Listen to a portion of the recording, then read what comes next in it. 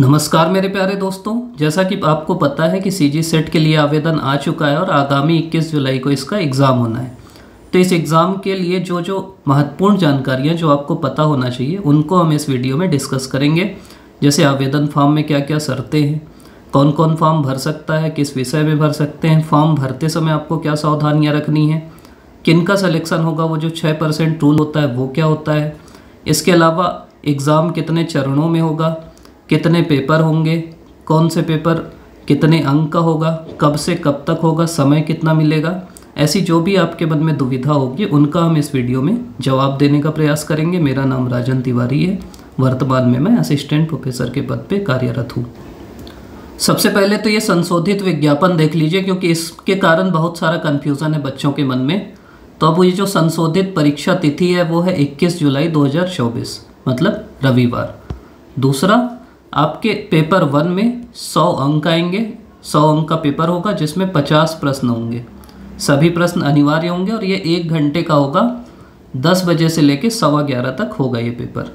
Generally क्या होता है कि 15 मिनट आपको वो OMR भरने के लिए देते हैं और उसके बाद फिर 1 घंटे का 10:15 से 11:15 पेपर होगा।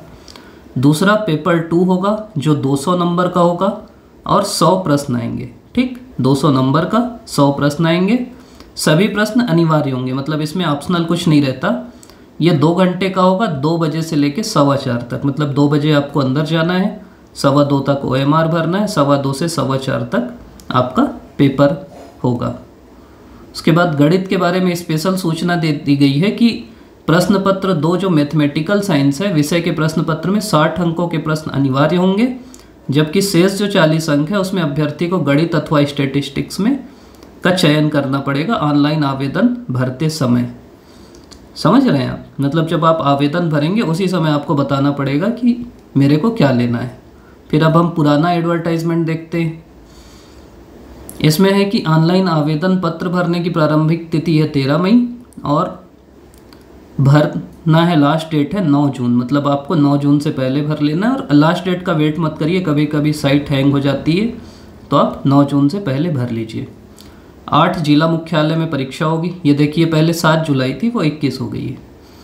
अंबिकापुर, बिलासपुर, दुर्ग, जगदलपुर, रायपुर, दंतेवाड़ा, कांकेर और जसपुर। अगर किसी को ये डाउट है कि मेरे में ये नहीं दिखा रहा है तो आप देख लीजिएगा, मतलब ये जो सेंटर है यहाँ होगी परीक्षा। कई बस्तर वाले बोल रहे थे कि जगदलपुर सेंटर नहीं दिखा रहा है, तो थोड़ा रिफ्रेश कर लीजिए, आ जाएगा वो। अगली चीज़ है परीक्षा शुल्क। जो छत्तीसगढ़ राज्य के स्थानीय निवासी हैं उनसे कोई शुल्क नहीं लिया जाएगा और बाहर के जो निवासी हैं उनसे 700 रुपये शुल्क लिया जाएगा। इसका मतलब ये भी है कि अगर आप बाहर के हैं तो भी आप एग्ज़ाम दिला सकते हैं। ऐसा कई लोग के अंदर कन्फ्यूज़न था कि केवल छत्तीसगढ़ के दिला सकते हैं, ऐसा कुछ नहीं। अगला है पात्रता की शर्तें, जो यहाँ पर लिखी हैं।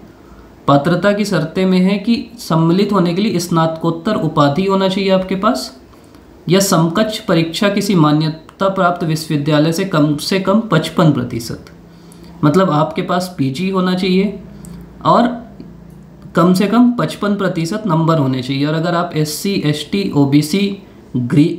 OBC जो गैर क्रीमी लेयर है, क्रीमी लेयर वालों को नहीं, SC ST OBC गैर क्रीमी लेयर और निःशक्त जन के लिए मिनिमम 50% अंक होना होगा।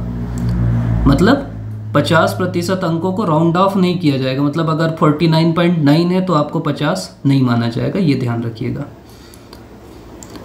इसके अलावा यह भी क्लियर लिख दिया गया है कि वे उम्मीदवार भी परीक्षा में सम्मिलित हो सकते हैं जो स्नातकोत्तर या समकक्ष उपाधि के परीक्षा के अंतिम वर्षों में सम्मिलित हो रहे हैं। मतलब अगर आप फाइनल ईयर में तो आप सम्मिलित हो रहे हैं, लेकिन उन्हें उक्त स्नातकोत्तर या समकक्ष परीक्षा के परिणाम की तिथि से 1 वर्ष के अंदर न्यूनतम निर्धारित प्रतिशत अंकों के साथ उत्तीर्ण होना होगा। 1 साल के अंदर आपको ये जो 50% या 55% है उससे उत्तीर्ण होना होगा, 1 साल के अंदर, ये ध्यान रखना है आपको। मतलब अगर आप फाइनल ईयर में हो तो आप दिला सकते हो। इसके अलावा अंकों में छूट तो आप समझ गए, 55%। किसी भी विवाद उत्पन्न होने की स्थिति में UGC द्वारा जो मार्गदर्शिका जारी की गई है नेट के संबंध में वो मान्य होगी। और ये है कि वे अभ्यर्थी जिनके द्वारा भारतीय विश्वविद्यालय से स्नातकोत्तर डिप्लोमा सर्टिफिकेट प्राप्त किया गया है या फॉरेन यूनिवर्सिटी से सर्टिफिकेट प्राप्त किया गया है, वे स्वयं के हित से यह सुनिश्चित करेंगे कि उनकी जो डिग्री डिप्लोमा है वो भारतीय संघ विश्वविद्यालय संघ द्वारा मान्यता प्राप्त विश्वविद्यालयों की स्नातकोत्तर उपाधि के समतुल्य है। मतलब आप कहीं ऐसे लेके आए ना, तो आप खुद पहले डिसाइड कीजिए, चेक बाद में होगा वो।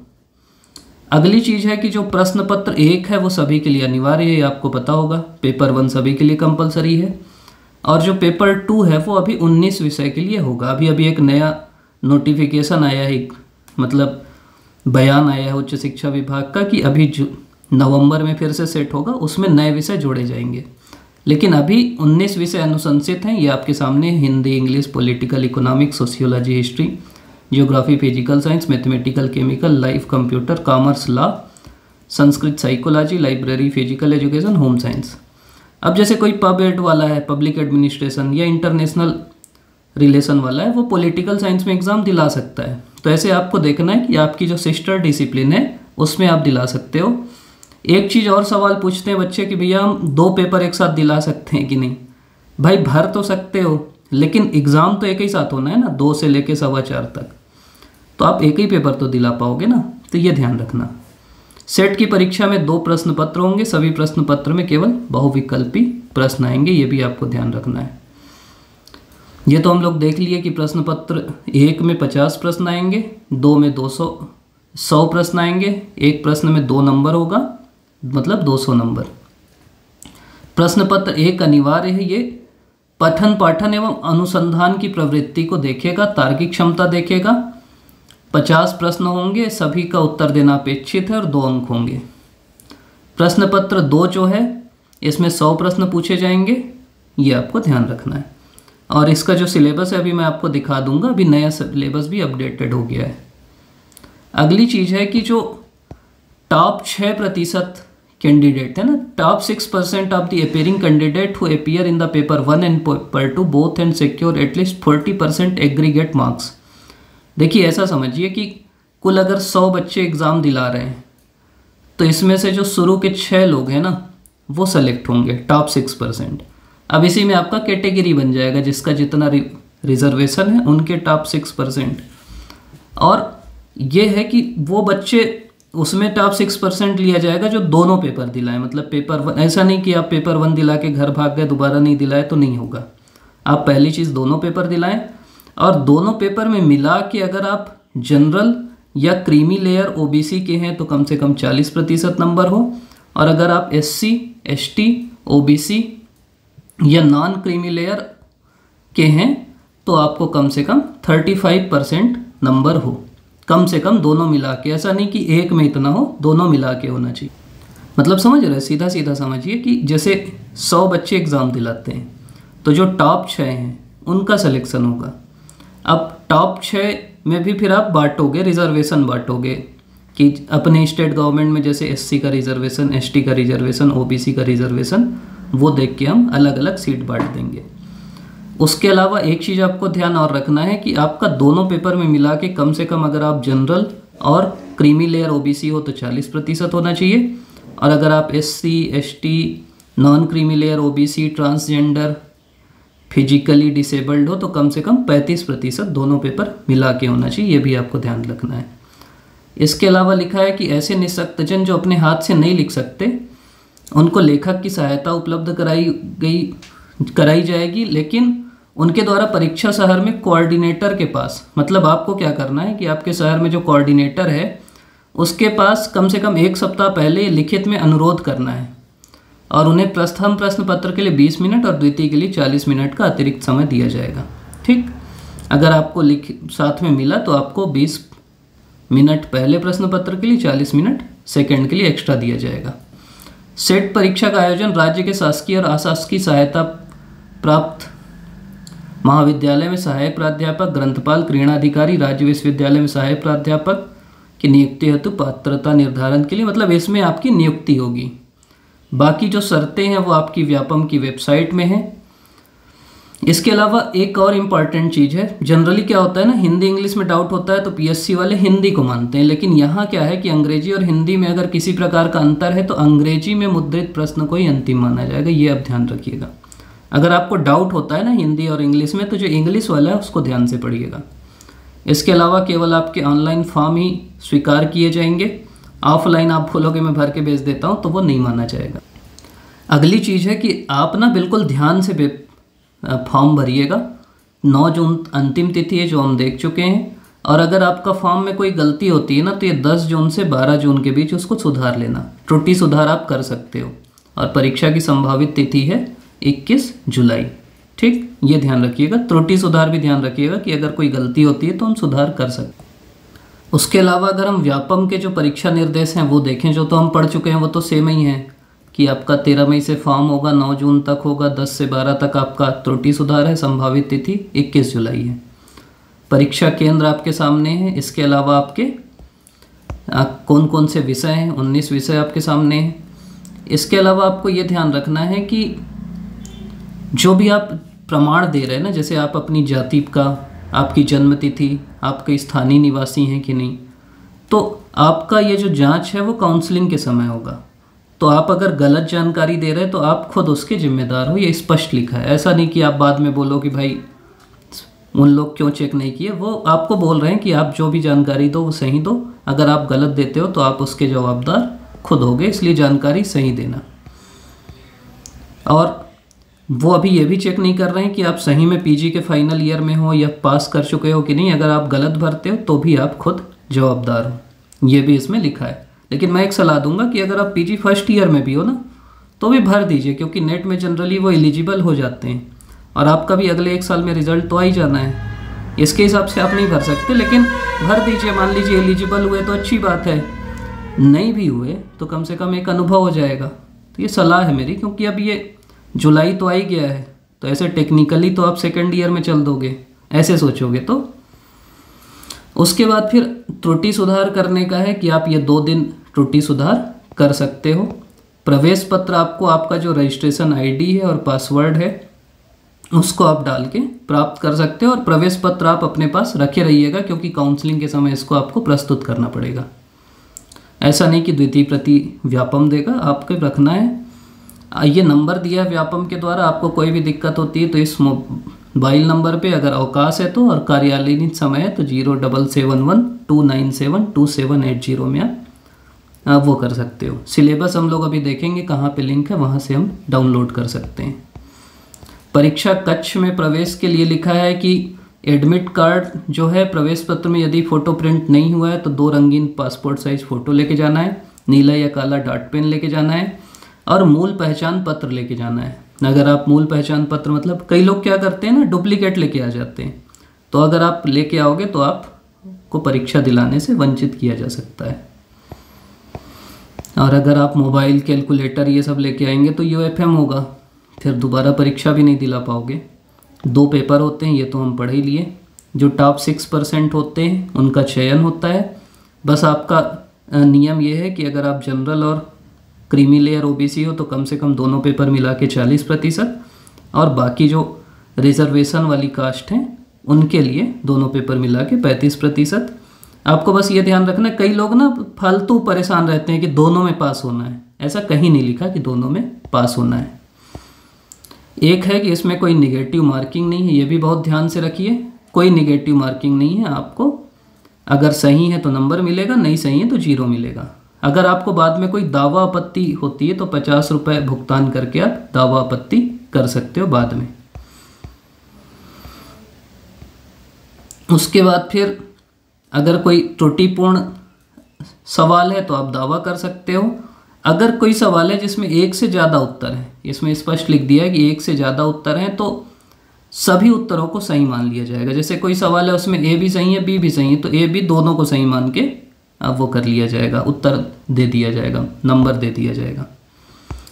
उसके बाद फिर जैसे विलोपित वाले कई लोग के डाउट होता है कि हमारा विलोपित अगर हो गए सवाल, तो देखिए अगर 100 सवाल हैं उसमें से 2 प्रश्न विलोपित किए जाते हैं, तो 98 प्रश्नों में से 81 प्रश्नों का सही उत्तर दिए हैं और 10 का गलत उत्तर अंकित करा है, 7 का अंकित नहीं किया है, तो आपका 81 ऊपर हो जाएगा गुणित 100 बटे 98। पहले नीचे भी 100 कर देते थे, तो अब नीचे जो संख्या होगी 98, क्योंकि आपका जो मूल्यांकन है वो 98 सवाल में हो रहा है। तो ऐसा समझिए कि अगर आप मान लीजिए 100 सवाल हैं एक और मैं आपको उदाहरण दे देता हूँ। और 3 सवाल विलोपित हो गए, मतलब बचे सवाल 97। 97 में आप 80 सही किए हो, तो 80 सही किए गुणित 100/97, तो जितना आएगा ये 80 से ज़्यादा ही परसेंट आएगा, तो वो आपका अंतरिम प्राप्त अंक होगा, तो उसी रेशियो में आ जाता है। अंक सूची आपकी क्या होगी, vyapam.cgstate.gov.in में होगी। पुनर्गणना का कोई प्रावधान नहीं है। और केंद्र आपके बना दिए गए हैं, ये आप देख लीजिएगा। आपके यहाँ जैसे सरगुजा में राजीव गांधी विश्व महाविद्यालय है, बिलासपुर में राघवेंद्र राव महाविद्यालय है, और ये इनके नंबर हैं। तो आपको अगर कोई दिक्कत होती है तो आप यहाँ लगा भी सकते हो। फॉर्म भरने के लिए कुछ महत्वपूर्ण निर्देश और हैं। पहला तो है कि अगर आप पहले से पोर्टल में रजिस्टर्ड हो ना, तो बार बार आपको पंजीकरण करने की ज़रूरत नहीं है। आप वो नंबर डालिए, आपकी पूरी डिटेल अपने आप आ जाएंगी। दूसरा जो हम लोग चर्चा किए, जो भी जाति प्रमाण पत्र, जन्म प्रमाण पत्र, डोमिसाइल, आपकी अपनी जवाबदारी है तभी लिखिएगा। तीसरा कि त्रुटि सुधार जो समय है उसमें आपको उसी समय पे आप करिए 10 से लेकर 12 तक। और OMR में अगर आप कोई त्रुटि करते हो तो उसका कोई सुधार नहीं है। अब जब फॉर्म भर लें तो आपका जो प्रिंट आउट है ना फॉर्म का, उसको अनिवार्य रूप से अपने पास रखिए, ये भी लिखा है। इसके अलावा आपका अपना स्वयं का फ़ोटो अपने पास रखिए, जिसका अधिकतम साइज 60 KB हो और न्यूनतम 40 KB हो। कई बार इसीलिए फ़ोटो अपलोड भी नहीं होता। 60 KB से 40 KB के वो रहे। फाइल का नाम आप अल्फ़ा न्यूमेरिक में रखें, बीच में अंतराल तथा डॉट का प्रयोग ना रखें। और फोटो भी स्कैन कर लें JPG या JPEG फॉर्मेट में, जिसका साइज 20 KB से लेकर 40 KB तक हो। ये आपका अपलोड होगा, ये आपको ध्यान रखना। इससे ज़्यादा होता है तो अपलोड नहीं होता। इसके अलावा आपके पास ना एक वैलिड ईमेल ID होना चाहिए, उसी पे आपकी जानकारियाँ आएंगी, मतलब आपके घर में पोस्ट से अब नहीं आएगी। और जब आप पूरा फॉर्म भर लो ना, तो होम पेज में चेक ट्रांजैक्शन स्टेटस रहता है, वहाँ आप अपना रजिस्ट्रेशन ID डाल के देख लो कि आपका सही में फॉर्म भर चुका है कि नहीं भरा है। मतलब कई बार क्या होता है कि आप फॉर्म नहीं भराया रहता और हम लोग को लगता है कि भर लिए, तो चेक कर लेना स्टेटस, उसमें दिखा देगा कि हाँ आपका पैसा कट चुका है या जो भी आपका फॉर्म सक्सेसफुली सबमिट हो गया है। इसी आधार पे आपको एडमिट कार्ड मिलेगा, जिसको आप डाउनलोड करके परीक्षा में शामिल हो सकते हो। इसके अलावा जब आप फॉर्म खोलोगे तो क्या क्या जानकारियाँ आपको देना है वो आप ध्यान रखिए। एक तो आपको मोबाइल नंबर रखना है, वो जो आप चलाते हैं। आपका अपना नाम, पासवर्ड लिखना है और उसको लिख लेना है अपने पास। आपका नाम अंग्रेजी के कैपिटल अक्षर में रखना है। फिर रिलेटिव टाइप कि पिता का नाम, माता का नाम, और नाम के पहले श्री, श्रीमती, स्वर्गीय नहीं लिखना है, ठीक। जेंडर आपका लिखना है, डेट ऑफ बर्थ लिखना है, और वही लिखना है जो आपके 10वीं की अंक सूची में लिखी है, ये ध्यान रखिएगा। यदि आप छत्तीसगढ़ के निवासी हैं तो आपको डोमिसाइल में यस करना है। पारिवारिक वार्षिक आय का उल्लेख करना है, पारिवारिक मतलब पूरे परिवार की। अपना स्वयं का फ़ोटो अपलोड करना है 40 से लेकर 60 KB के बीच। हस्ताक्षर ये वहाँ लिखा है 20 से लेकर 40 KB के बीच। अगर आप PWD हो तो यस या नो करना है। आपको अपना नागरिकता भरना है, भारतीय हो गए। कैटेगरी भरना है, डिस्ट्रिक्ट भरना है, किस ज़िले के हो आप। विवाहित हैं तो यस, नहीं है तो नो। ईमेल ID होना आपको अनिवार्य है, और आपकी जो भी जानकारी है वो ईमेल ID में जाएगी। मोबाइल नंबर 10 डिजिट का मोबाइल नंबर अनिवार्य है। मोबाइल नंबर के पहले 0 नहीं लिखना है, ये ध्यान रखो। जैसे आपका मोबाइल नंबर 940 है तो 0940 नहीं लिखना है, ठीक। वर्तमान पता, अभ्यर्थी अपने डाक का पता, house number, street name, city, village, ये सब लिख के करना है। पिन कोड भी अंकित करना है। और अगर आपका परमानेंट एड्रेस भी वही है जो आपका पोस्टल एड्रेस है तो टिक कर देना है, तो दोनों सेम हो जाएगा। इसके अलावा ये सब शर्तें हैं वो तो हम लोग पढ़ लिए कि 55% होना चाहिए, और अगर आप रिजर्व कैटेगरी में हो तो 50% होना चाहिए। ऐसे करके आपको सब्जेक्ट चूज़ करना है।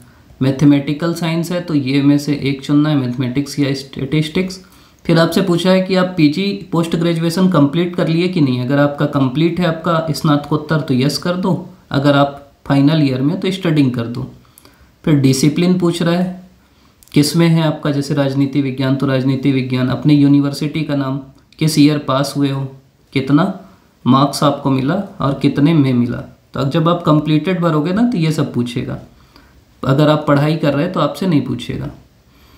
और क्लास में अगर आप भूतपूर्व सैनिक, वायुसेना, थल सेना में हो तो लिख दीजिए। फ्रीडम फाइटर ये वो हैं तो उसमें लिख दीजिए। फिर अपनी एग्ज़ाम सिटी लिखना है। और अगर आपको स्क्राइब चाहिए, अगर आप फिजिकली हैंडीकैप्ड हैं, कोई लिखने के लिए चाहिए तो यस नो लिखना है और उसमें व्यापम द्वारा सहलेखक करके टाइप करना है, तो वो आपको भरना है फॉर्म में। फॉर्म भरने के लिए क्या है, vyapam.cgstat.gov.in की साइट खोलेंगे। सामने में आपको दिख जाएगा छत्तीसगढ़ राज्य पात्रता परीक्षा सीजी सेट के ऑनलाइन आवेदन के संबंध में। तो आपको इस साइट को क्लिक करना है, वहाँ से ये जो इंस्ट्रक्शन है वो निकलेगा। लेकिन अगर आपको सीधा सीधा फॉर्म भरना है तो देखिए ऊपर ऑनलाइन एप्लीकेशन है, उसको आप क्लिक कर दीजिए कि ऑनलाइन एप्लीकेशन। ऊपर में सबसे पहले ही है उच्च शिक्षा संचालनालय के अंतर्गत छत्तीसगढ़ राज्य पात्रता परीक्षा। तो इसकी ये साइट खुल गई। जो मैं आपको बाकी चीज़ तो मैं आपको दिखा दिया हूँ, सिलेबस मैं बोल रहा था, तो ये सिलेबस में आप क्लिक करोगे तो ये पेपर 1 का सिलेबस है, हिंदी और इंग्लिश में। जैसे हम इंग्लिश क्लिक किए तो पेपर 1 का सिलेबस आ जाएगा। ये देखिए CG set paper 1 teaching aptitude है, फिर रिसर्च एप्टीट्यूड है, कंप्रहेंशन है, कम्युनिकेशन है, मैथमेटिकल है, लॉजिकल है, डाटा है, आईसीटी है, पीपल इन्वायरमेंट है और हायर एजुकेशन है। 5 सवाल हर यूनिट से आएंगे। 5 question each carrying 2 marks are set from each module. मतलब आपको ध्यान रखना है 10 यूनिट हैं, सबसे 5-5 सवाल आएंगे और टोटल 50 सवाल आएंगे। ठीक, ये ध्यान रखिएगा। फिर आपका सब्जेक्ट है, ये पूरे सिलेबस हैं। इसके लिंक भी हम लोग डाल देंगे टेलीग्राम चैनल में, वहाँ से भी आप निकाल लीजिएगा।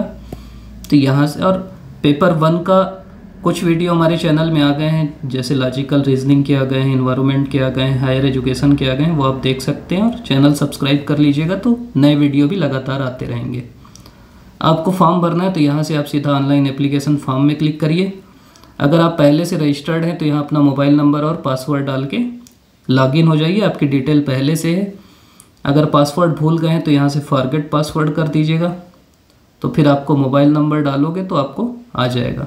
अगर आप अभी तक पंजीकृत नहीं हैं तो न्यू रजिस्ट्रेशन में क्लिक करिए, मोबाइल नंबर, नाम डालेंगे और नाम वो डालना है जो आपके आधार कार्ड में लिखा है, कोई आधार से वेरीफाई होता है।